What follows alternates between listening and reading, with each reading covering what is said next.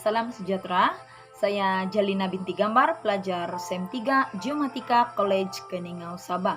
Hari ini saya akan membentangkan tugasan berkaitan dengan amalan bersesuaian perkembangan (ABP). Amalan bersesuaian perkembangan ABP ini adalah satu amalan atau proses pembelajaran yang menekankan kepada penggunaan kaidah pengajaran dan pembelajaran yang bersesuaian dengan umur, minat, bakat, kebolehan, dan perkembangan diri kanak-kanak. Pendekatan kokurikulum yang berfokus kepada hasil pembelajaran adalah salah satu dari amalan bersesuaian perkembangan.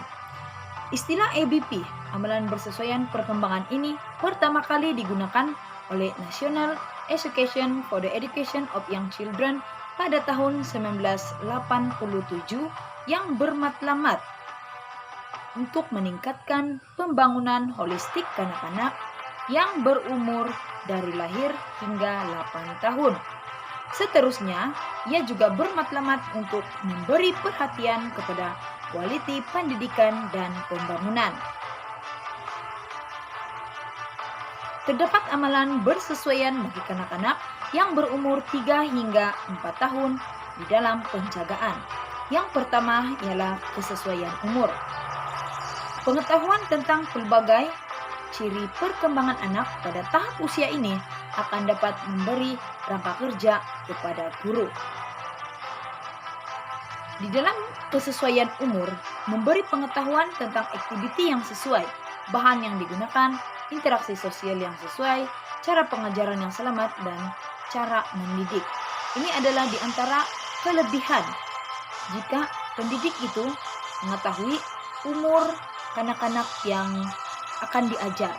Contohnya, aktiviti dan bahan yang sesuai ialah aktiviti jigsaw puzzle yang mudah ialah antara aktiviti yang dapat mengembangkan kemahiran berinteraksi di antara kanak-kanak semasa bermain. Amalan yang kedua ialah kesesuaian individu. Setiap anak adalah pribadi yang unik dan berbeza dari segi personality, gaya belajar, dan latar belakang keluarga. Baik kokurikulum dan interaksi orang dewasa dengan anak harus memperhatikan perbezaan individu. Kanak-kanak mempunyai talenta atau kebolehan yang berbeza. Oleh itu, para pendidik juga harus memahami keunikan setiap anak dan menyesuaikan diri dengan keunikan anak tersebut. Contohnya, ada sebagian kanak-kanak yang berkebolehan dalam melukis, pantas berlari, pandai menyanyi, dan sebagainya. Seterusnya ialah amalan yang ketiga, yaitu latar belakang sosial dan budaya. Seorang pendidik perlu mengetahui pengaruh budaya yang berbeza terhadap perkembangan kanak-kanak. Contohnya, bangsa dan bahasa yang digunakan oleh kanak-kanak sewaktu berada di rumah. Hal ini adalah karena perkembangan seorang kanak-kanak dipengaruhi oleh faktor bakat dan persekitaran kanak-kanak. Pendidik juga harus mengetahui latar belakang sosial dan budaya seorang kanak-kanak karena ia boleh menjadi bahan acuan guru dalam mempersiapkan bahan pengajaran yang berkaitan dan bermakna bagi kehidupan seorang kanak-kanak. Amalan pendidik adalah amalan yang terakhir di antara umur kanak-kanak 3 hingga 4 tahun. Seorang pendidik yang profesional perlu memastikan dan mengambil berat tentang aspek pemakanan, kesehatan, dan keselamatan murid. Contohnya, guru memastikan kanak-kanak mendapat makanan yang sesuai, bersih, dan mencukupi sewaktu kanak-kanak berada di sekolah. Seterusnya, seorang guru juga harus mempunyai hubungan yang rapat dengan ibu bapak.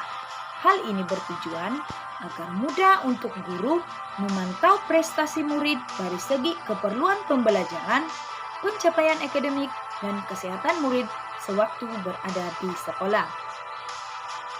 Akhir sekali, guru perlu membina reka bentuk bilik kerja dan jadwal yang membolehkan kanak-kanak bergerak bebas sewaktu berada di sekolah.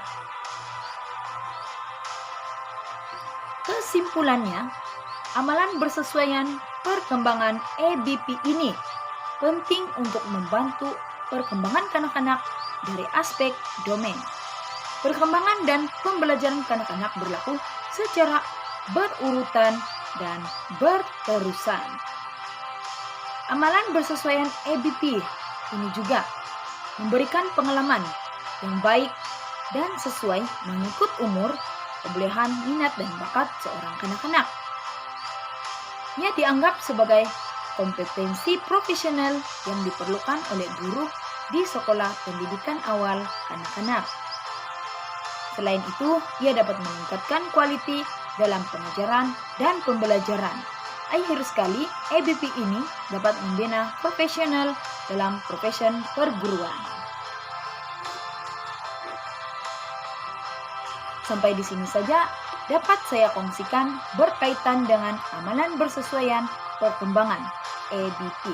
Sekian dan terima kasih.